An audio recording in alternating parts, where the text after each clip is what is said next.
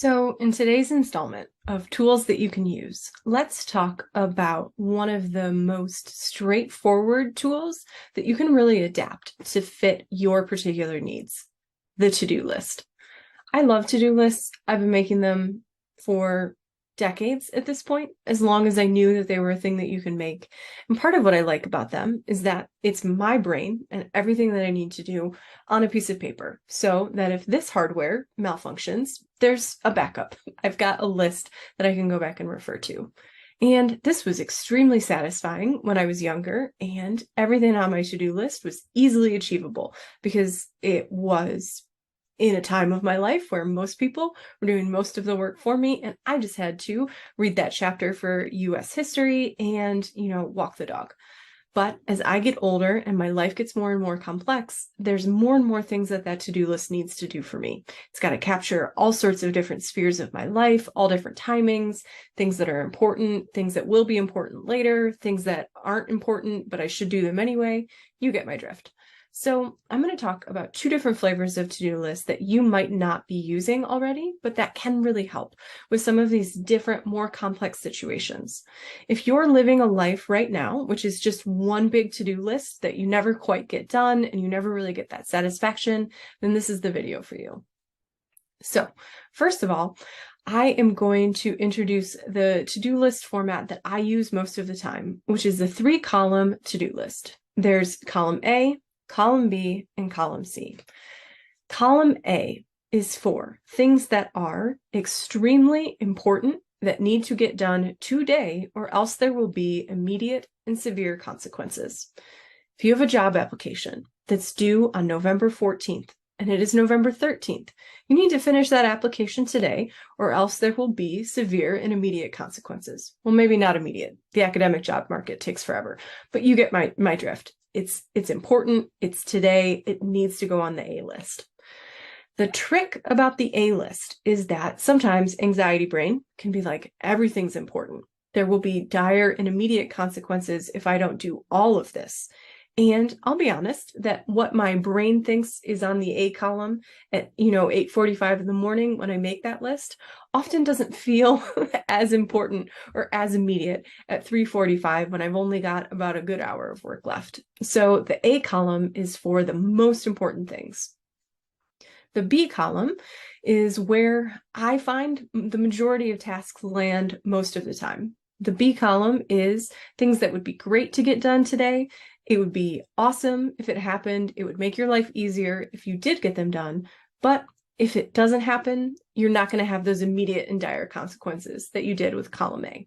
So column B is everything that you should get done today. It's a should list. Great column. And then column C is one of my favorites. Column C are important things that need to get done, but you are explicitly giving yourself permission to not do them right now. So, for example, you might have a big deadline in column A. You maybe have a bunch of grading to do in column B that will become dire by the end of the week. So it would be great if you got to start on it today. And column C are things like pick up the dry cleaning,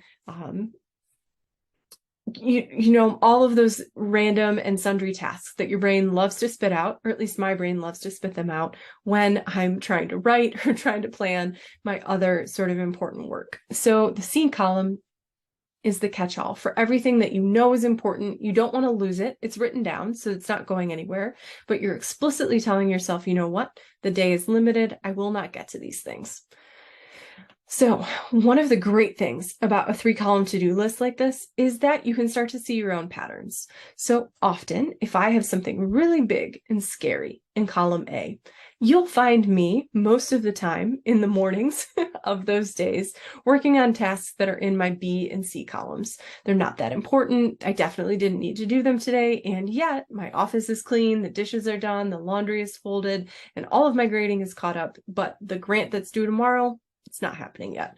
So having those tasks split up helps me see where I might be avoiding things, where things maybe are less flexible, and where I'm really getting in my own way. It's not perfect. And like I said, I do adjust my columns as the day goes by. I adjust them week to week, but I find that this to-do list really helps me set a boundary at the end of the day, because it's so easy to be like, oh, I'll stop working when everything's done.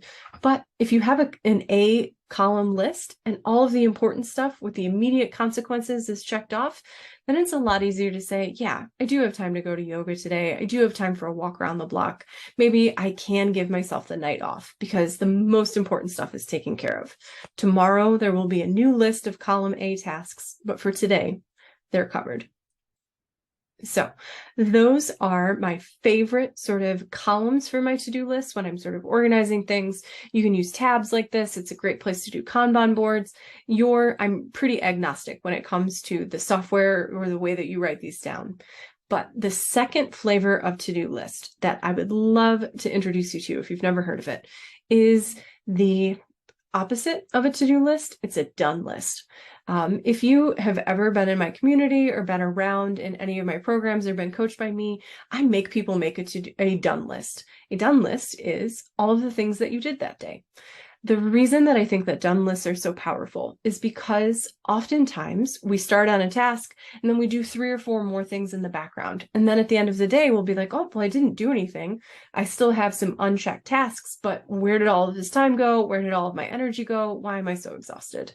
So a done list helps you see where your time and energy is going, where you say, okay, yeah, I got up this morning, I made all of the lunches, I made the breakfast, I did all the laundry, I cleaned the house, I got my stuff in order, I prepped for class, I drove to class, I did the grocery shopping on the way home, and none of that was on your to-do list, maybe, but it is on the done list. So it helps you see, okay, I did get a lot of things done. They just weren't in this particular sphere.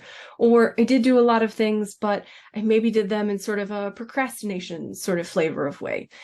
Again, this is another way to kind of give yourself visibility into the way that your time and your energy is being split up so that you can make changes on purpose instead of just feeling like you have a to-do list, you write the same things down on it every day and you never do them. And, you must be a trash raccoon if you can't even get those things checked off. So those are some thoughts on to-do lists, 2 different flavors for you to try, because grad school is too hard and life is too busy for us to most of the time feel completely satisfied by making a right-sized to-do list where we check everything off and we get a gold star for the day. When you have carryover tasks, when you have things that you didn't mean to do and they did happen, when you have things that were unexpected and you had to deal with them, a to-do list that you make in the morning might not cut it. And hopefully one of these other tools will.